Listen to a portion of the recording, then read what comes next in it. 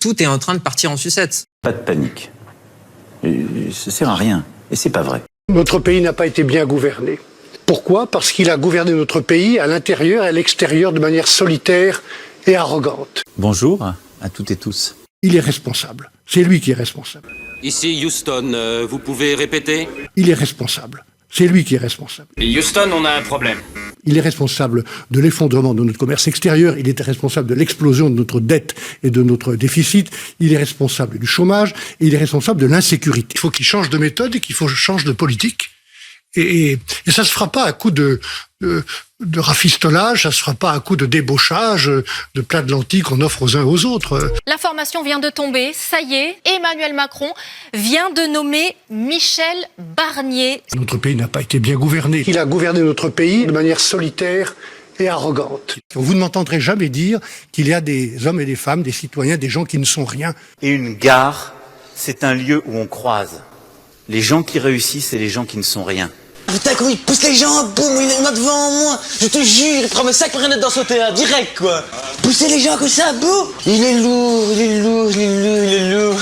Il n'a pas d'âme. Il peut être animé par des dieux comme Jupiter, par Vulcain. Il peut être animé par des choses étranges à l'intérieur. Il a la forme humaine, il est un homme étrange, c'est-à-dire mal élevé, impoli, arrogant. J'assume totalement. Je suis d'une constance extrême. Il est parfait. C'est un président qui physiquement est affûté. C'est des guignols. Là où il passe, il énerve tout le monde. Il n'y a pas d'argent magique. Moi j'ai trouvé de l'argent magique. Formidable. Alors allez-y. 60 à 80 milliards d'euros. Où, selon vous ?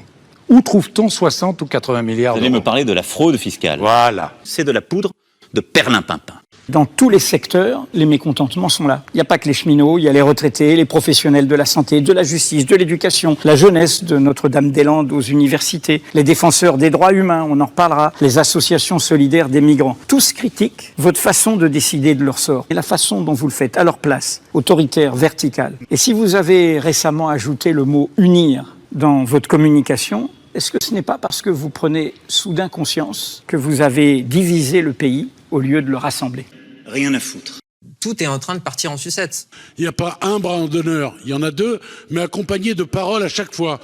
Enfin, monsieur le ministre, de quoi vous parlez exactement? Vous avez fait 2 bras d'honneur, c'est ce que vous êtes en train de dire à l'Assemblée? Je suis un champion! Alors oui, je vous demande effectivement de préciser vos propos, parce que si c'est le cas, ça n'est absolument pas admissible. Alors je vous laisse finir vos propos. Vous n'avez pas à faire des bras d'honneur dans l'enceinte de l'Assemblée nationale, monsieur le ministre. J'ai dit, madame... les bras d'honneur, qu'ils soient physiques ou verbaux, ne sont pas admissibles. Ce qui alimente la colère ou le rejet de nos concitoyens, c'est la certitude que le pouvoir est aux mains de dirigeants qui ne leur ressemblent plus, ne les comprennent plus, ne s'occupent plus d'eux. Tout notre malheur vient de là. Non. Oui, peut-être.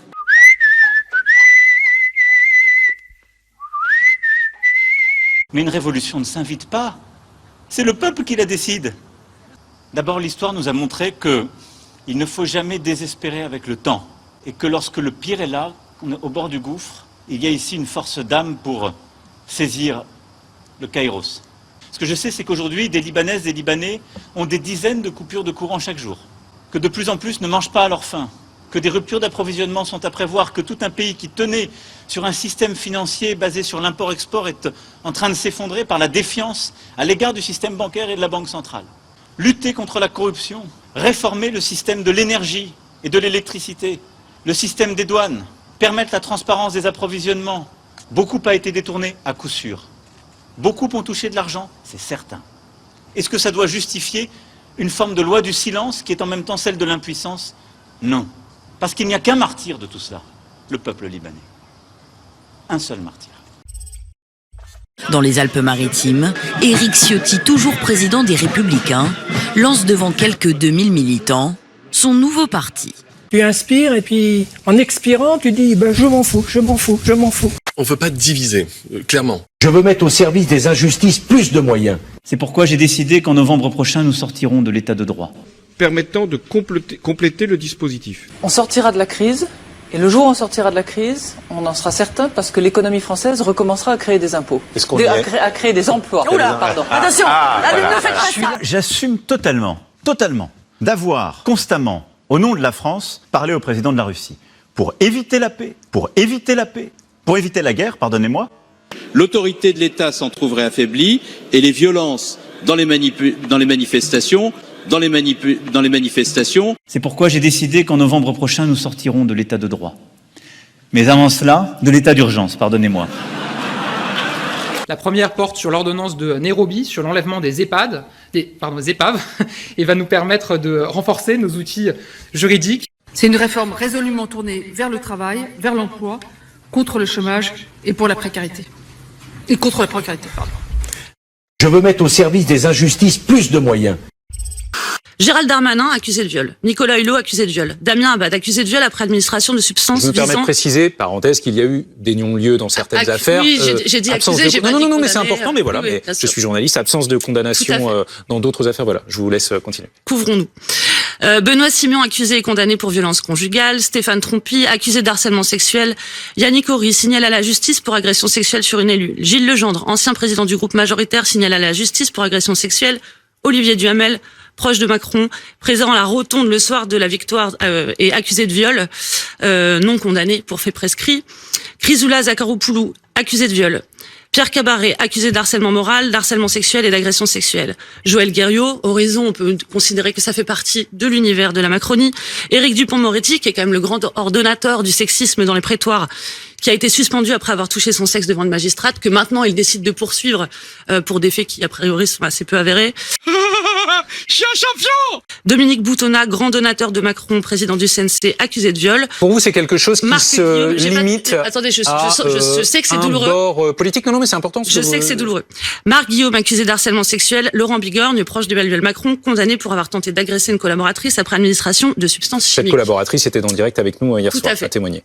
Werden in manchen Funktionsbereichen schlechter. Wir trainieren unsere Gehirne seit einigen Jahren nicht mehr optimal. We are indeed getting stupider. C'était sans doute trop beau pour durer. Un être humain toujours plus intelligent. Année après année, décennie après décennie, notre intelligence ne cessait de progresser. Mais hélas, tout a une fin. Problème social, divorce, tout ça, à la fin, quand il cherche à se mettre, sa personnalité, il est où? Il est où? Est-ce qu'il est de Méditerranée? Est-ce qu'il appartient à telle catégorie de poissons? Est-ce qu'il est marocain? Est-ce qu'il est algérien? Est-ce qu'il est parisien? Vous pourriez travailler avec Emmanuel Macron? Mais moi, je peux travailler avec Emmanuel Macron ou Valérie Pécresse. C'est des guignols. Ils sont là uniquement pour la place, pour couper les rubans, les conneries comme ça, puis c'est tout. Parce que c'est des personnes, à la base, elles étaient pas faites pour ça, c'est tout. Ouais, mon pote. Qu'est-ce que je vais devenir? Je suis ministre, je ne sais rien faire. On se demandait à quoi ça servait les frontières. Ben on a trouvé. Regardez la catastrophe russe, la nucléaire. En Allemagne c'était très grave, en France c'était pas grave. C'est la frontière. Ah, ils se foutent bien de notre gueule, hein. Et puis après, on apprend qu'un attentat en Italie qui avait fait 80 morts avait tout simplement été préparé par les services secrets italiens. Je crois que la grande différence qu'il y a entre les oiseaux et les hommes politiques, c'est que de temps en temps, les oiseaux s'arrêtent de voler. Michel, tu vas me faire le plaisir de te mettre un costume et une cravate. Mais maman, les costumes et les cravates, c'est pour les gangsters maintenant, c'est comme ça qu'on les reconnaît. C'est les escrocs, les ministres, les trucs comme ça qui sont en costume-cravate. Michel? Quoi de neuf, docteur? La ministre des Solidarités et des Familles, Aurore Bergé, tape du poing sur la table. Nous mettrons en place des travaux d'intérêt général pour les parents défaillants. C'est ce qu'elle déclare dans la dernière édition de la Tribune Dimanche. Un choc d'autorité dont on a besoin aussi dans notre pays. Typiquement, on a vu aussi parfois dans les émeutes des parents qui étaient absents, des parents qui parfois encourageaient aussi leurs enfants à commettre des actes qui sont illégaux. Avant, il y avait la prière, vous avez dit que c'est pas bon. Avant, les parents pouvaient reprendre leurs enfants, mais leur donner une tape s'ils le méritent. Vous avez dit, il faut pas le faire. Vous les mettez même en garde à vue quand ils le font. Vous avez empêché aux parents d'élever les enfants convenablement. À l'école, vous avez dit, si on donne un 0 à un enfant, vous le traumatisez. Je vous demande de revenir, de demander à Dieu un peu de sagesse, parce que vous n'auriez pas agi ainsi si vous vous étiez adressé à lui. Lui, il est celui qui est capable de vous donner toute intelligence pour mener à bien un pays. Mais non, vous avez rejeté Dieu. Et bien aujourd'hui, voilà, ce qui arrive aujourd'hui, c'est le boomerang. Ça vous revient. Tout ça nous renvoie à une lutte de classe. Ils écrasent les petites gens. Ils n'ont que ça. Ils ne voient pas, ils ne nous écoutent pas. Ils nous méprisent. La politique est devenue un métier du spectacle. Et par conséquent, pour faire un spectacle, il faut aller là où il y a de l'audience. Aujourd'hui, l'ultralibéralisme, il est partout, y compris dans le monde du spectacle et des médias. C'est pour ça que les artistes ne s'engagent plus. Mais évidemment, vous voulez tenir votre place. Ferme ta grande bouche. Monsieur le Premier ministre, la situation est grave. Elle est grave parce qu'en 40 ans, la France avait constitué une dette de 2000 milliards d'euros et qu'à lui tout seul, Monsieur Macron y aura ajouté 1000 milliards. Combien ? 1000 milliards. 1000 milliards. Mon pauvre argent. Mon pauvre argent. Cette situation dramatique de nos finances publiques traduit l'insincérité de la loi de finances pour 2024, adoptée sans débat par 49.3. Ce n'est plus une dérive, c'est une sortie de route. Nos comptes publics ne sont plus tenus, ce sont des faits. Tout cela, nous vous l'avions annoncé, mais comme à votre habitude, vous n'avez rien écouté. Tout cela, c'est votre action, dont vous continuez entre deux livres à vous glorifier, déclarant récemment que votre politique économique a donné, je cite, de très bons résultats. Mon pauvre argent. La France n'a quasiment jamais eu autant de rentrées fiscales de son histoire. Elle est riche comme jamais. Où va l'argent ? La question, elle est là. Où va l'argent ? Mon papa dit que vous êtes à la solde des entreprises. Enfin, pas du tout. Je suis très gentil. Regardez, je suis même venu avec des cadeaux. Qui veut un t-shirt Total Energy ? J'ai aussi des casquettes Sanofi. Et pour l'insécurité, il y aura tolérance zéro. Qu'est-ce que quoi ? Ah, c'est ça. Faut que je change les piles. C'est quoi vos idées pour les jeunes ? Vous voulez des frites tous les jours à la cantine ? Chiche. Des récréations qui durent 2 heures ? Parce que c'est notre projet. Rendez-vous dans 10 ans, les enfants. Et Renaud Planchard, je suis député de la République de droite. Alors les enfants, pour vous, qu'est-ce que la droite ? Hein ? Est-ce qu'il y a des mots qui vous viennent ? Détournement de fonds. Allez, autre chose, allez. Mise en examen. Abus de biens sociaux. Bon les enfants, je dois partir. Est-ce qu'on vous a bien donné l'envie d'aller voter ? Moi, quand je serai grande, je serai abstentionniste. Des perquisitions ont été menées ce mardi au siège du parti d'Emmanuel Macron, Renaissance, et du cabinet de conseil McKinsey. Ces perquisitions entrent dans le cadre de 2 informations judiciaires ouvertes en octobre, l'une d'elles portant sur le rôle de ce cabinet dans les campagnes présidentielles d'Emmanuel Macron. Le RIB que je t'ai donné ce matin, tout le monde le cherche. Les prestations de conseil de l'État et de ses agences dépassent le milliard d'euros en 2021. Un pognon de dingue, pour reprendre une expression bien connue. Il s'agit pourtant là d'argent public.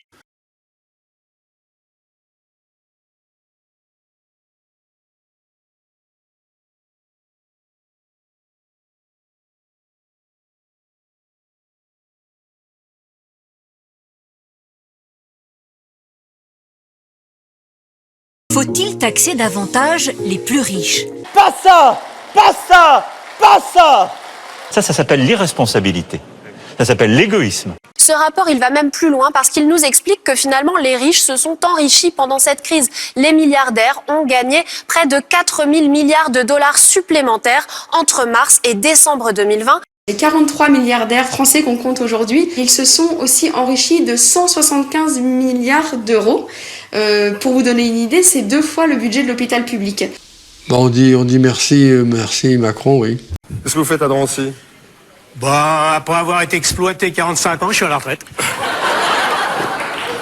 C'est une façon de voir la vie. Voilà. À tous les travailleurs français, je leur dis, au nom de tous les travailleurs d'Europe, ne lâchez rien du combat. Il ne faut pas raconter non plus des carabistouilles à nos concitoyens, hein. Ah, la droite, elle est là, elle a peur. Parce que si vous gagnez, nous gagnerons aussi en Belgique. Nous gagnerons en Europe et nous gagnerons en France. Je vois aussi que le président Macron tente tente un passage en force avec son 49.3. Nous ne voulons pas du 49.3. On ne voit pas pourquoi il faudra utiliser le 49.3. Nous ne voulons pas de 49.3. On ne veut pas utiliser le 49.3. Vous le feriez à regret. Je n'envisage pas cette hypothèse. Nous ne voulons pas de 49.3. Nous ne voulons pas du 49.3 parce que nous sommes convaincus que nous pouvons construire une majorité. Quel scénario ? On ne veut pas utiliser le 49.3. On n'a pas envie, on se réveille pas le matin en se disant tiens, on aimerait bien faire le 49.3. Et la deuxième chose, c'est qu'aujourd'hui, on ne voit pas pourquoi il faudra utiliser le 49.3. Comment ? On vous a pas annoncé ma visite ? Non. Ils ont rien dit ? Non. Cette réunion, vous n'étiez pas présent ? Non. Eh bien, c'est là qu'ils ont changé les plans. Ils ont changé les plans. Sur le fondement de l'article 49, alinéa 3 de la Constitution, j'engage la responsabilité de mon gouvernement. Je vois aussi que le président Macron tente un passage en force avec son 49.3. Et il tente de casser le mouvement par la répression, par les coups de matraque, par la brave qui vient pour matraquer tous les travailleurs. Une répression contre tous les travailleurs. Et qu'est-ce que j'entends du gouvernement belge ? On ne me dit rien. On ne me dit rien. On ne me dit rien. Donc dans tous les coins du monde, on va condamner la répression. Mais quand il s'agit de ses amis politiques, on se tait. Je demande ici officiellement au gouvernement belge de condamner la répression de l'État français contre les travailleurs français. Désormais, quand il y a une grève en France, personne ne s'en aperçoit. Là où historiquement les forces syndicales pouvaient proposer des compromis, on nous a dit aucune réforme. Bien sûr, vous avez raison, c'est de ma faute. Tout est de ma faute. Ce qu'il dit sur la CFDT, c'est faux, c'est mensonger et c'est irrespectueux. Cette interview, c'est du foutage de gueule et c'est du mépris. C'est ça, alors ils ont qu'à me passer dessus, hein. Je suis là pour ça, alors allez-y. En France, aujourd'hui, on parle beaucoup de dialogue social, mais on a des syndicats qui, au fond, font trop de politique. Piétinez-moi, allez-y. Ce syndicalisme politique, on n'en veut plus. La question centrale, c'est d'empêcher les syndicats, et en particulier la CGT, de continuer de bloquer la vie des entreprises et des salariés, et plus globalement du pays. Ça fait 4 ans que vous m'emmerdez. François-Olivier Gisbert dans Le Point il y a quelques années où il disait que les deux cancers de la France c'était la CGT et Daesh. La CGT bloque ce pays. Et Pascal Pro, ferme ta gueule. Et Pascal Pro, ferme ta gueule. Yann Moix, famille, je vous hais. Moi je hais la famille, je considère même qu'un repas de famille c'est déjà le début de l'inceste. Donc et la famille c'est une sorte de, comment vous dire, d'asile psychiatrique. Heureusement que mon père était là pour contenir la violence de mon frère. Mon frère aurait peut-être fini par me tuer physiquement. Il y a même eu quelques fois où il essayait de m'étouffer avec des oreillers. Moi je hais la famille, je considère même qu'un repas de famille c'est déjà le début de l'inceste. Bon, très bien, il va avoir un traitement injectable. Hein. Complément d'enquête sur une poignée de francs-maçons soupçonnés d'avoir réglé des problèmes quotidiens en embauchant des tueurs à gages. Wesh. Vous êtes chef d'entreprise, vous en avez marre d'un de vos syndicalistes, et si vous le faisiez assassiner pour la modique somme de 75 000 euros. McFly, cette anecdote est-elle vraie ou fausse ? Cette anecdote, elle est fausse. Elle est vraie. Ça vous paraît improbable, et c'est pourtant ce qui a failli arriver à Hassan. Il se serait retrouvé avec un contrat sur la tête, car sa patronne ne supportait pas son engagement aux côtés des Gilets jaunes. Oula, on est sur un dérapage complotiste, là. Vous vous êtes vu mort a posteriori. Malheureusement pour moi, oui, et puis pas qu'une fois. Un incroyable réseau franc-maçon de tueurs. Il serait parvenu à faire croire à des agents des services secrets qu'ils étaient en mission, et qu'il fallait supprimer des cibles au nom des intérêts supérieurs de la France. Voilà que c'est pas cool, frère. C'est tellement pas cool, frère. Voilà que c'est pas cool, frère. Je suis à la tête d'un État qui est en situation de faillite sur le plan financier. Je suis à la tête d'un État qui est, depuis 15 ans, en déficit chronique. C'est la faute des Arabes. Parlons de la dette. Elle était de 900 milliards d'euros en 2002. Elle est donc passée à 1800. Le double. On peut encore dire, c'est la faute des Arabes. Avec une dette publique représentant plus de 44 000 euros par habitant, la France est enquistée dans une équation infernale. C'est la faute des Arabes. Des enfants qui dorment dans la rue en France, situation inacceptable et pourtant bien réelle. Plusieurs centaines d'entre eux sont même scolarisés dans nos écoles. Leurs familles, souvent clandestines, ne survivent que grâce à la solidarité des enseignants et des parents.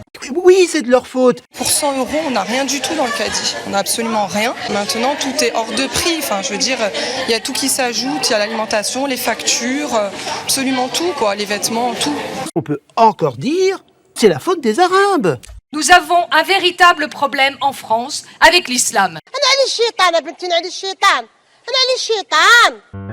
Une souris verte qui courait dans l'herbe. Si vous voulez, le vert correspond, comme par hasard, au vert de l'islam. Géant vert. Oh, comme c'est bizarre.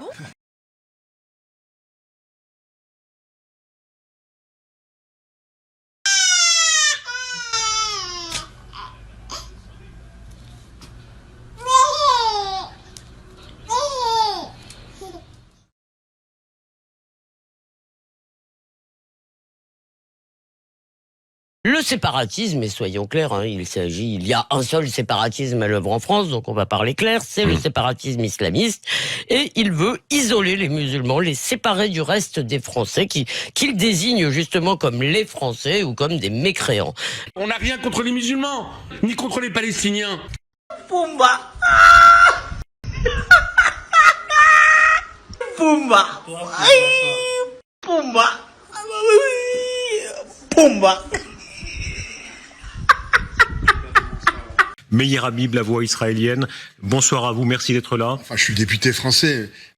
Alors, ce qu'on voit, c'est des leaders salafistes ou assimilés qui prônent un mode de vie halal, les idéologues indigénistes qui entretiennent le ressentiment colonial et les trafiquants et les voyous qui assurent le contrôle social de tout ça. Et la priorité de tout ce petit monde, c'est l'embrigadement des jeunes, avec pour objectif d'ériger réellement une contre-société, c'est le terme qu'avait employé Elisabeth Badinter, et même peut-être de créer un deuxième peuple à l'intérieur du peuple français. On peut encore dire, c'est la faute des Arabes. Le Père Noël est-il proche des frères musulmans? C'est en tout cas ce qu'affirment plusieurs intellectuels parisiens, relevant notamment sa barbe très fournie et son ancienne couleur verte qui marquait son appartenance à l'État islamique. Si vous voulez, le vert correspond, comme par hasard, au vert de l'islam. Sa taqia aurait commencé dans les années 70, lors du survol de l'Iran, où pour la première fois de sa vie, il a aperçu 6 sages iraniens, avec des barbes très fournies, avec lesquels il se serait très bien entendu, et qui auraient fini par le convertir à l'islam. Il aurait ainsi caché sournoisement sa conversion durant toutes ces années, et c'est pourquoi une enquête a été ouverte qu'il devrait être placé en garde à vue, juste après les fêtes de fin d'année. Si l'information venait à être confirmée, il serait désormais interdit pour lui de survoler le territoire français, et sera remplacé par le père Fouettard, qui au vu de l'inflation ferait énormément d'économies à la France, selon Bruno Le Maire. Remettre de la justice dans une société qui est devenue profondément injuste. Salut les petits enfants, j'espère que vous allez bien. Tout d'abord, j'aimerais m'excuser auprès de tous les enfants qui n'ont pas eu de cadeau. Il se trouve que j'ai voulu livrer les petits Ukrainiens et j'ai pris une balle dans le dos et ça fait mal. Mais ne vous inquiétez pas, tout est là et ils seront livrés l'année prochaine, Inch'Allah. Je profite de cet instant pour répondre aux nombreuses critiques affirmant que je faisais travailler des enfants. Faux, ce sont des lutins. Ils touchent le RSA, en plus d'une aide de l'État, et ils sont super contents. Je voudrais aussi remercier tous les laboratoires d'avoir créé un vaccin aussi rapidement, même s'il y a quelques légers effets secondaires. Mais aujourd'hui, cela va beaucoup mieux. Bon, j'ai une 3e oreille qui a poussé sur la nuque, mais ça tombe bien, je commençais à ne plus entendre de l'oreille droite. Merci les laboratoires. Et pour finir, je voulais dire au petit Emmanuel Macron, qui m'a écrit une lettre pour me demander de lui effacer tous les dossiers qu'il avait sur le dos. Je voulais lui rappeler que je suis le Père Noël et pas le magicien d'Oz. Au revoir. Mais en réalité, vous savez, ce qui fait que la grippe s'arrête au printemps, c'est pas la chaleur, c'est qu'en fait, au printemps, qu'est-ce qui se passe? On ouvre les fenêtres, on ouvre les portes, on n'est plus confiné dans des lieux, on va dehors. Je vais retirer, je pense. Et donc, c'est le confinement qui provoque la circulation du virus. Je pense m'étouffer avec ça. C'est le confinement qui provoque la circulation du virus. C'est des malades! C'est des malades! Mais moi, je suis pour rendre la vie invivable aux non-vaccinés. Je suis pour pourrir la vie des non-vaccinés. Donc pour moi, ce sont des crétins. Des gens qui ne croient pas en la science sont des crétins pour moi. Les antivax, comme dirait l'autre, les cons, ça ose tout, c'est à ça qu'on les reconnaît. La seule solution contre le Covid, Il faut vacciner massivement. C'est-à-dire, c'est nuit et jour, c'est non-stop.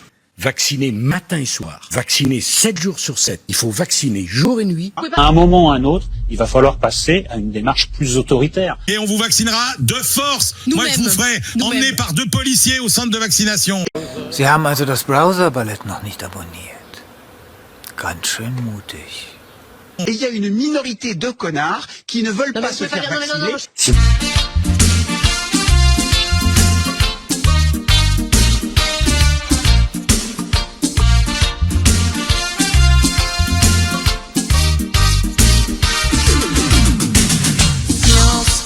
Sans conscience, n'est que ruine de l'âme.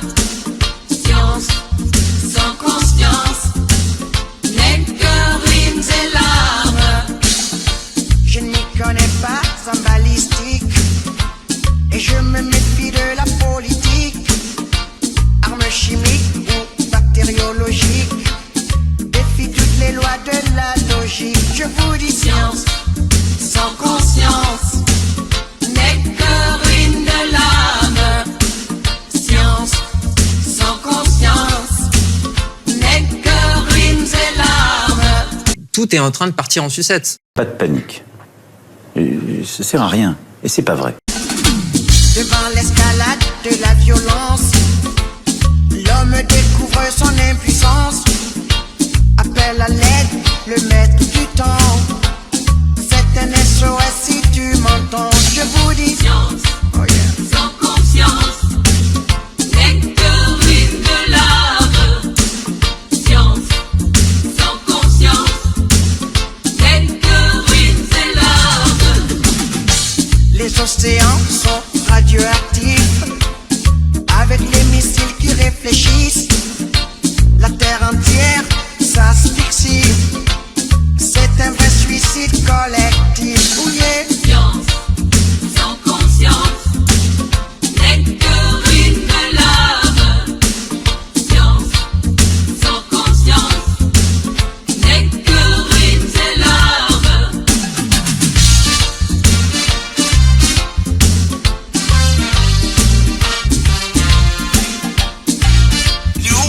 Il est où? Est-ce qu'il est de Méditerranée? Est-ce qu'il appartient à telle catégorie de poissons?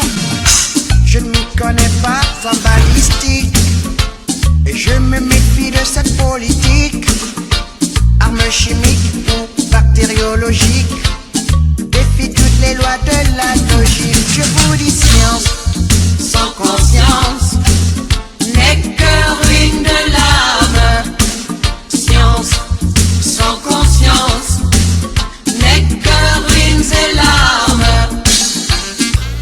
Et une gare, c'est un lieu où on croise les gens qui réussissent et les gens qui ne sont rien.